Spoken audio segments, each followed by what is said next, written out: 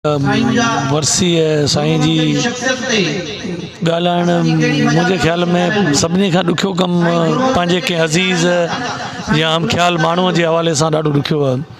गुरमोहन पालारी साईं पंहिंजो जीअं दोस्त चवनि पिया त साईं तमामु वॾी शख़्सियत हो, पर घण पासाऊ शख़्सियत हो। साईं जो ख़ाली जीअं इल्मी अदबी हवाले सां जेकॾहिं असां पोरियो ॾिसूं या संदसि इल्मी अदबी जेको शौक़ु हो उहो ॾिसूं त बि वॾी ॻाल्हि आहे। संदसि लाइब्रेरी पाण गॾु ॾिसी आया आहियूं।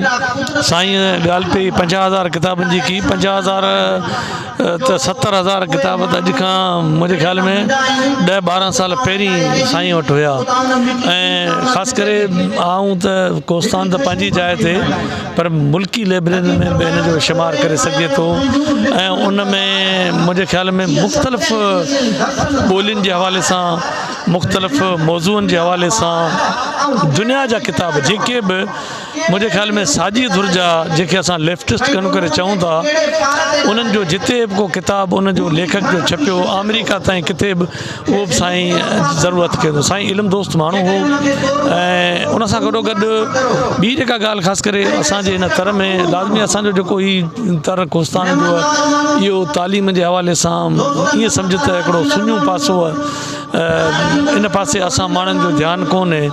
जेके सरंदे वारा माण्हू उहे त घटि में घटि वञी ॿारनि खे किथे ॿाहिरि पढ़ाइनि था। बाक़ी ॿियो असांजो जेको माण्हू आम उहो वीचारो लाज़मी नथो पढ़ाए सघे। पर साईं जी इहा कोशिशि रही, जीअं भाई दोस्तनि इहा ॻाल्हि बि कई, खोड़ ॻाल्हियूं कंदा वञा त जिते वेंदो हुयो त पहिरीं ज़रूरु पुछंदो त तव्हांजो स्कूल हले थो बाबा, ॿार पढ़नि था। ऐं उन सां गॾु साईं जी ॿी हिकिड़ी जेका ॻाल्हि आहे, इहे ख़ासि करे जंहिंखे पिक्चो आइडियोग्राफी चओ खणी तव्हां, तस्वीरी ख़त जंहिंखे तव्हां चओ, फेस रीडिंग जंहिंखे चओ, इन जो वॾो माहिर हो।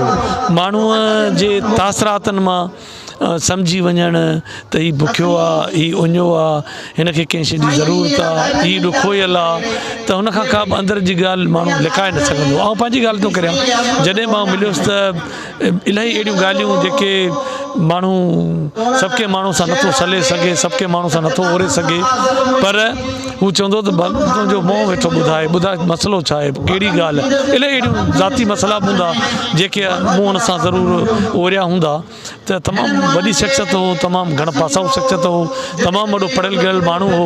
अॼु जेको ही प्रोग्राम संदसि मान में कयो वियो आहे, जंहिंमें मुख़्तलिफ़ असांजा दोस्त अची गॾु थिया आहिनि, उनजे इल्मी अदबी पोरे ते बि ॻाल्हाईंदा, उनजे शख़्सियत ते बि ॻाल्हाईंदा। ऐं बसि एतिरो ई चवंदुसि त छिनी गुल गुलाब जा कई धारूं धार, अड़े मौत मयार एॾो साड़ सुगंध। महिरबानी।